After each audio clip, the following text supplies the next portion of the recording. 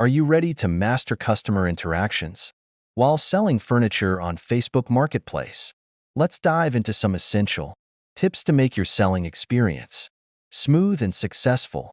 Firstly, be responsive. Promptly reply to customer inquiries with clear and friendly messages. Let them know you're available to assist with any questions they have. Next, transparency is key. Clearly explain your free delivery and cash-on-delivery options. This helps build trust and reassures customers about their purchase. When it comes to delivery, keep customers informed.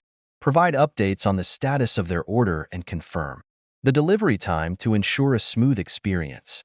Customer satisfaction is paramount.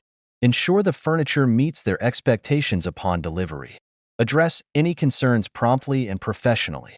Lastly, encourage feedback. Invite customers to leave reviews about their experience.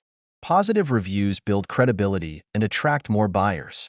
By following these tips, you'll create a positive buying experience on Facebook Marketplace, leading to satisfied customers and increased sales. Thanks for watching. For more tips on selling furniture online, don't forget to like, share, and subscribe.